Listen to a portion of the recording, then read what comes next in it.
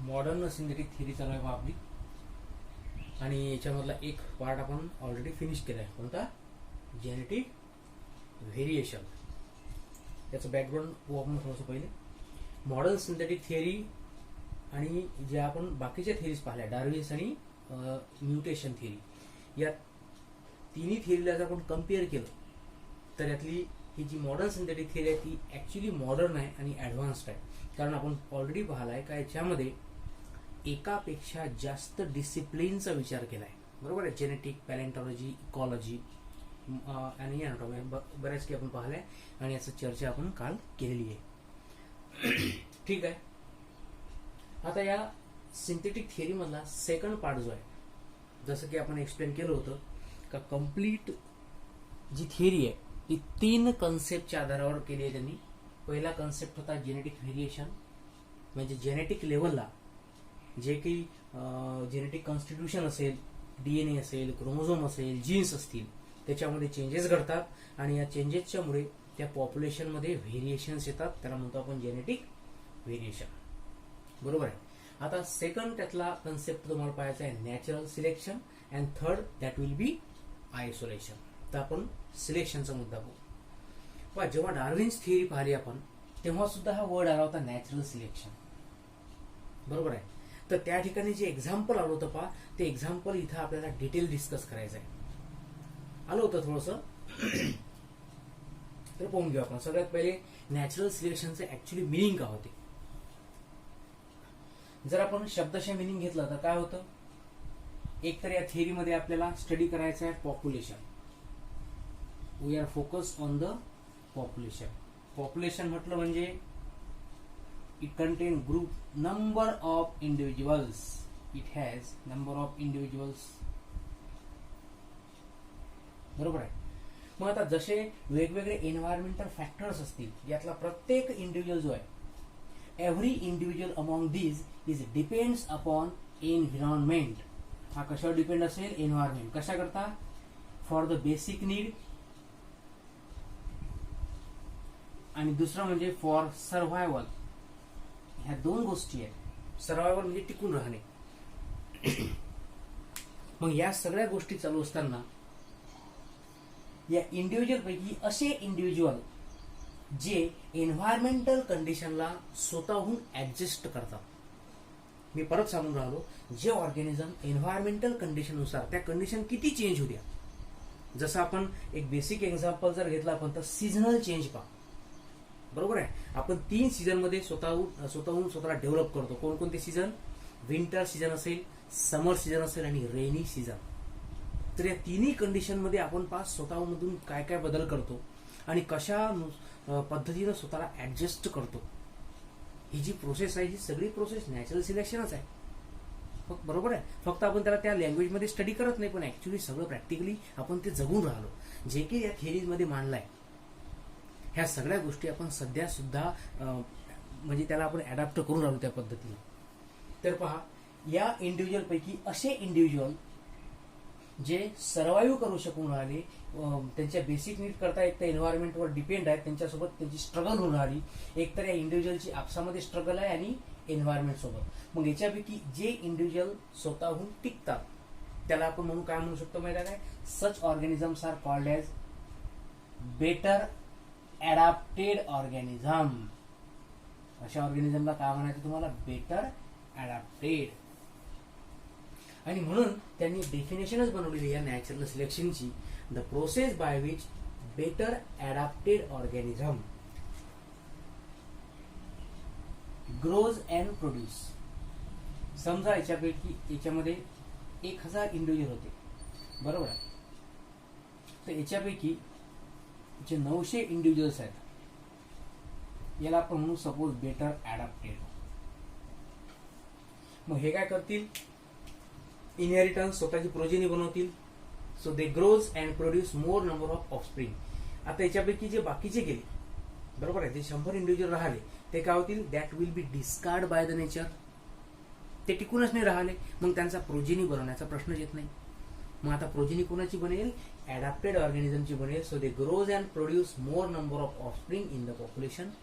आणि हळूहळू यांच्याचपासून नवीन नवीन स्पीशीज बनायला सुरुवात होईल.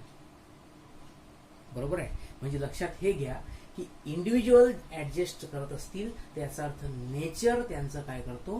सिलेक्शन करतो. मी जर एन्व्हायरमेंटल कंडिशननुसार जगून राहिलो याचा अर्थ नेचर मला सिलेक्ट करून राहिला, असं त्या थिअरीचं म्हणणं आहे.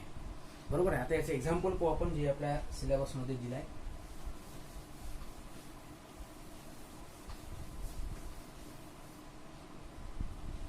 टॉपिक चालू आहे आपला नॅचरल सिलेक्शन. बरोबर आहे. आणि यातला आपण आता एक्झाम्पल पाहून आलो. पहा एक्झाम्पल आहे मॉथ्स. ब्रिटन, ग्रेट ब्रिटन याच्यामधलं एक स्टोरी दिली आहे त्यांनी, एक्सप्लेन केली आहे. आता कशी एक्सप्लेन केली पहा. या ब्रिटनमध्ये 2 टाईपच्या मॉथ्सचा स्टडी केलाय पहा. मॉथ्स ज्याला आपण मराठीमध्ये पतंग म्हणतो. तर पहा 2 टाईपचे मॉथ्स त्यांनी स्टडी केले. एक आहे ग्रे व्हाईट कलर किंवा आपण त्याला ग्रे व्हाईट विंग्ड मॉथ म्हणू. आणि दुसरे होते डार्क किंवा आपण त्याला ब्लॅक कलर म्हणू शकतो. Black winged moth. याचे सायंटिफिक नाव पण लक्षात ठेवायचे. The grey white wing moths were called as Biston. तुम्हाला दिसून राहिलं? हा. They were called as Biston betularia. आणि जे ब्लॅक विंग्ड आहेत त्याला म्हणायचं तुम्हाला बिस्टन कार्बोनारिया. पहा, in the great Britain there was a story of these moths. आता कसा स्टडी केला पहा. सगळ्यात पहिले आपण पाहू की हा जो विंग आहे बिस्टन बिटुलारिया किंवा कार्बोनारिया हे 2 टाईपचे मॉथ्स आढळत होते. तर यांचं नेचर आणि प्रॉपर्टी पाहू आपण पहिले. नेचर म्हणतो आपण लिव्हिंग ऑर्गॅनिझमचा स्टडी करताना नेचर. तर कसं नेचर आहे? Both these moths were nocturnal in habit. याचा अर्थ लक्षात घ्यायचा आहे की all the activities, life activities ज्या राहतात त्यांच्या, that will be perform during the night period. ज्या की त्यांना स्वतःच्या ऍक्टिव्हिटी करायच्या असतील, डेली ज्या की फंडामेंटल नीड्स असतील त्या पूर्ण करण्याकरता, तर ह्या ऍक्टिव्हिटी केव्हा पूर्ण करायच्या ते? During the night. Know what about the day time? Night time जर त्यांचा ऍक्टिव्ह पिरियड आहे तर याचा अर्थ डे टाइमला काय करत असतील ते? During the day time they rest on the tree Trunks. बरोबर आहे. झाडाची जी वरची कव्हरिंग असते, बरोबर आहे, त्याला आपण कॉर्क पण म्हणतो. तर त्याला म्हणायचं तुम्हाला ट्री ट्रंक. त्यावरती स्टेम जो राहतो तर त्याच्यावरती यांचा रेस्टिंग टाइम पिरियड असेल ड्युरिंग द डे टाइम. आता आपल्याला प्रूफ करायचं नॅचरल सिलेक्शन. तर यांनी काय केलंय पहा. या मॉथचे जे 2 टाईप आहेत त्या दोन्ही टाईपचं ऑब्झर्वेशन केलं. पहिलं ऑब्झर्वेशन केलं बिफोर इंडस्ट्रियल रिव्होल्युशन. आणि दुसरं ऑब्झर्वेशन केलं आहे आफ्टर इंडस्ट्रियल रिव्होल्युशन. केटलवेल नावाचा व्यक्ती आहे, त्यांनी ब्रिटनमध्ये जेव्हा इंडस्ट्री कमी असतील किंवा कोणत्याही प्रकारचे जे की कारखाने वगैरे असतील त्यांची संख्या कमी असेल किंवा नसतील तेव्हा ऑब्झर्वेशन केलं या 2 मॉथचं. बरोबर आहे. आणि ऑब्झर्वेशन कुठे केलं असेल? On the tree trunk. लक्षात घ्यायचं. आता पहा कसं आहे. आपण पहिली कंडिशन पाहू बिफोर इंडस्ट्रियल रिव्होल्युशन. एक तर इंडस्ट्री नव्हत्या म्हणजे दॅट एन्व्हायरमेंट वॉज प्युअर. त्याच्यामधले जे काही ऍटमॉस्फिरिक कंडिशन असतील त्या क्लीन असतील, त्याच्यामध्ये कोणत्याही प्रकारचं पोल्युशन नसेल. हे त्याच्यावरून लक्षात येतं पहा. बरोबर आहे. म्हणजे आपण लिहू शकतो आपल्या लँग्वेजमध्ये before industrial revolution the environment was pollution free. बरोबर आहे. तर याच्यामुळे काय होतं पहा, the tree trunk they were covered by the lichens. आपण लायकेन्सचा पार्ट ऑलरेडी 11th मध्ये पाहिलाय. It is the combination symbiotic relationship between algae and fungus, पाहिलाय आपण हे. आणि जेव्हा या लायकेनमुळे त्या ट्री ट्रंकला कव्हर केलं जात होतं, तर त्या ट्री ट्रंकचा कलर चेंज झाला and that become change into the white colour. तसा या Biston betularia grey white wing moths होत्या, यांच्याच कलर सारखा त्या ट्री ट्रंकचा कलर बनला. का बनला? Due to covering with the help of lichens. आता अशा कंडिशन मध्ये समजा हा ट्री ट्रंक असेल पहा, कन्सिडर करायचं तुम्हाला. Suppose this is the tree trunk आणि याच्यावर 2 कलरच्या ह्या मॉथची ग्रोथ होऊन राहिली, बरोबर आहे. आता इमॅजिन करा, जो ग्रे व्हाईट कलर आहे आपण याला ब्ल्यू कलरनं ड्रॉ करू आणि जो ब्लॅक विंगचा पार्ट आहे तो आपण ब्लॅक कलरनं ड्रॉ करू. तर दोन्ही टाईपच्या मॉथ्स आपण ड्रॉ करू सायमल्टेनियसली. White colour moths. मी दोघांची संख्या जवळपास सारखी काढली आहे समजून घेण्याकरता. आता काय होईल पहा, तुम्हाला माहित आहे एन्व्हायरमेंट मध्ये एक इंग्लिश मधली फ्रेज वापरली जाते पहा, every living organism is depends upon other. जीवो जीवस्य जीवनम ज्याला म्हणतो आपण. म्हणजे एक ऑर्गॅनिझम स्वतःच्या नीड्स करता दुसऱ्या ऑर्गॅनिझमवर अटॅक करू शकतो, त्याच्यासोबत स्ट्रगल करू शकतो, बरोबर आहे. मग आता अशा कंडिशन मध्ये जर समजा काही प्रिडेटरी बर्ड्सनी याच्यावर अटॅक केला, predatory birds, those birds which attack on the moths, हे मॉथ्स काय त्यांचं खाद्य आहे. आपण एन्व्हायरमेंट मध्ये एक रिलेशनशिप पाहत असतो पहा, रिलेशनशिप बिटवीन प्रिडेटर आणि प्रे. The prey will be eaten by predator. हे प्रिडेटर कोणावर डिपेंड राहतील? प्रेवर. तर हे दोघांचं रिलेशनशिप असते पहा. म्हणजे हा एक ऑर्गॅनिझम आहे जो या मॉथ्स वरती डिपेंड आहे and that will always try to attack on this moths. आता मला सांगा, या ट्री ट्रंक मधले कोणते मॉथ असे आहेत among this two, white colour आणि ब्लॅक कलर पैकी, which type of moth were easily become victims of that particular bird. कोणता म्हणजे कोणत्या प्रकारचे मॉथ्स पटकन पकडले जातील? तर लक्षात येऊन जाईल तुमच्या कोणत्या कलरचे? ब्लॅक कलरचे. म्हणजे हळूहळू एक एक ब्लॅक कलरचा जो मॉथ आहे दॅट विल बी डिमिनिश. तो तिथून निघून जाईल, व्हॅनिश होऊन जाईल. का व्हॅनिश झाला? कारण that become easily victims. Easy victims. आणि म्हणसान भाऊ लाईट कलरचे मॉथ का दिसले नाहीत? कारण यांचा जो कलर आहे, the colour of this moth become camouflage with the tree trunk colour. बरोबर आहे. कमोफ्लेगचा अर्थ काय होतो? मॅच होणं. कमोफ्लेग. ट्री ट्रंकचा कलर सुद्धा कोणता होता? हा कोणता असेल? व्हाईट. आणि याच्यामध्ये ग्रो होणाऱ्या या मॉथचा कलर सुद्धा कोणता आहे? व्हाईट. मग व्हाईट असल्यामुळे काय होते? these moths can be hidden. किंवा म्हणतात हाईड म्हणून. This can be hide in front of the predatory bird. त्यांना माहितच नाही पडत की हा व्हाईट कलर कोणाचा आहे? ट्री ट्रंकचा. आणि त्यांचा त्या मॉथचा कलर सुद्धा कोणता आहे? व्हाईट. म्हणजे they can easily escape from their enemies. त्यांना माहितच नाही पडणार. मग हळूहळू यांची संख्या वाढली असेल, व्हाईट कलरच्या मॉथची संख्या वाढली असेल. आणि नेचरमध्ये सगळ्यात जास्त सर्वायवल टाइम कोणाचा असेल? बिस्टन बिटुलारिया. कार्बोनारिया विल बी लॉस. हे केव्हा घडलं? Before industrial revolution. ओके.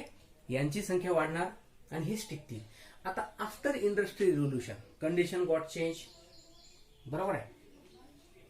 परत तेच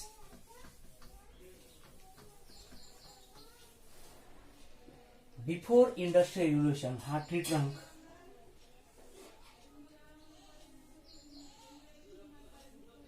बरोबर आहे. आपण तेच डायग्राम परत ड्रॉ करू.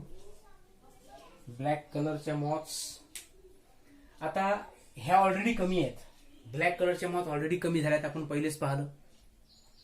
आणि संख्या जास्त कोणाची आहे? लाईट कलरच्या मॉथची. आपण त्या जास्त ड्रॉ करू, कारण ही कंडिशन आपण ऑलरेडी पाहिली आहे बिफोर इंडस्ट्रियल रिव्होल्युशन. आता काय होईल पहा, इंडस्ट्रियलायझेशन घडलं. याचा अर्थ काय होते? खूप साऱ्या इंडस्ट्रीज त्या ठिकाणी डेव्हलप झाल्या असतील आणि इंडस्ट्रीजमुळे काय झालं असेल it cause large amount of pollution. आणि पोल्युशन मधून जो धूर निघतो, ज्याला आपण सुटी फ्लेम म्हणतो, त्या कार्बनमुळे काय होत असतं, the lichen become destroyed. Lichen become destroyed म्हणा किंवा लायकेन गॉट किल्ड. लक्षात ठेवायचं आहे, जे लायकेन्स राहतात पहा, लायकेन आर यूज ॲज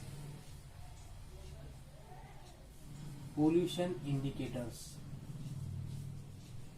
म्हणजे जर समजा एखाद्या कंट्रीमध्ये, एखाद्या एरियामध्ये लायकेनची ग्रोथ जास्त होत असेल, त्याचा अर्थ तो एरिया पोल्युशन फ्री असतो. आणि जर समजा लायकेनची ग्रोथ होत नसेल, लायकेनची संख्या कमी असेल, कमी प्रमाणात असतील, त्याचा अर्थ definitely that area is having large amount of what pollution. तर हे एक नॅचरल फिनॉमिना असतात पहा. एखादा ऑर्गॅनिझम सेन्सिटिव्ह असतो पोल्युशन, तर तसं lichens are more and more sensitive for the pollution. Okay, इथं पोल्युशनच्या मुळे काय होतं, लायकेन बिकम किल्ड. आपल्याला माहित आहे की या ट्री ट्रंकचा कलर लाईट कलर का होता, लायकेनमुळे.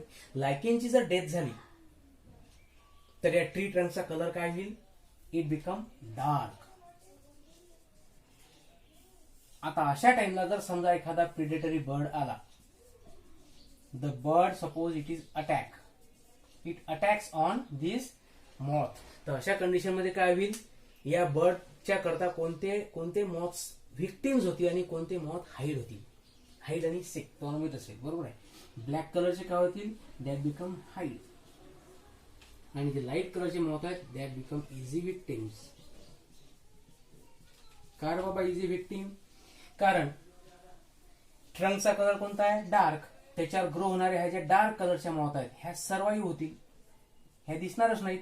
कारण यांचा जो कलर आहे तो कलर कसा झाला, it become camouflage. Matching colour आहे. याचा अर्थ काय लक्षात ठेवा तुम्ही, मॅचिंग घेऊ शकता तुम्ही, मॅचिंग कलर. आणि त्याच्यामुळे ह्या मॉथ ज्या आहेत त्या मॉथ काय होतील, that hide among the Trunks. आणि ज्या लाईट कलरच्या मॉथ असतील त्या पटकन दिसायला लागतील.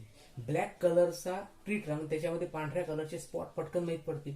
म्हणजे हळूहळू आता संख्या कोणाची कमी होईल, व्हाईट कलरच्या मॉथची संख्या कमी होईल. आणि आता राहिल्या कोणत्या, ब्लॅक कलरच्या, दॅट बिकम सर्वाईव्ह. स्वतःचे ऑफस्प्रिंग बनवतील, प्रोजेनी बनवतील, त्यांची संख्या वाढेल. याचा अर्थ नेचरने त्यांचं काय केलंय, सिलेक्शन केलं. म्हणजे आपण लक्षात घेऊ शकतो की हा जो नॅचरल सिलेक्शनचा पार्ट आहे, याला आपण वेगळ्या लँग्वेज मध्ये जर लिहितो म्हटलं की what do you mean by natural selection, it means it lead to the establishment of phenotypic traits. Establishment of phenotypic traits in changing environmental conditions. आणि का घडलं, ड्यू टू, आता इथं एन्व्हायरमेंट दोन गोष्टी पाहिजे. एक तर कोणत्या गोष्टीमध्ये चेंज घडला, फिनोटिपिक ट्रेट. फिनोटिपिक ट्रेट म्हणजे कॅरेक्टर. कोणतं कॅरेक्टर चेंज झालाय, कलर इन द मॉथ्स. अर्थात कलर म्हणजे काय, तर त्यांचा विंग कलर म्हणतो आपण, बरोबर आहे. का चेंज झाला, लाईट कलरच्या मॉथ्स टिकल्या, त्याच्यानंतर डार्क कलरच्या मॉथ टिकून राहिल्या. मग डार्क कलरच्या मॉथ जास्त डेव्हलप होणं, याचा अर्थ त्यांचा हा जो कॅरेक्टर आहे, हे कॅरेक्टर डेव्हलप झालं. हे कॅरेक्टर झालं डेव्हलप. का झालं, due to changing environmental condition. कोणती एन्व्हायरमेंटल कंडिशन एक्झाम्पल घेतली यांनी, द कंडिशन वॉज इंडस्ट्री.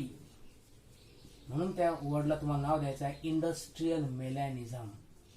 काय लक्षात ठेवायचं आहे, इंडस्ट्रियल मेलॅनिझम. मेलॅनिन नावाचं पिगमेंट असतं, कलर साठी आपण शब्द वापरतो. आणि इथं मेलॅनिझम ही एक प्रोसेस आहे का ज्याच्यामुळे काय होतं, डार्क कलरच्या ज्या मॉथ्स राहतात, that become adapted, adjusted to the environment and become survive. म्हणून त्या प्रोसेसला नाव द्यायचं आहे इंडस्ट्रियल मेलॅनिझम. बरोबर आहे. म्हणजे याच्यावरून कन्सेप्ट क्लिअर होतो की जे ऑर्गॅनिझम स्वतःहून ऍडजस्ट करतात टू द एन्व्हायरमेंटल कंडिशन, ते नेचरमध्ये टिकून राहू शकतात. यालाच म्हणतात कोणती प्रोसेस, नॅचरल सिलेक्शन. असे बरेचसे एक्झाम्पल आपण घेऊ शकतो. ठीक आहे.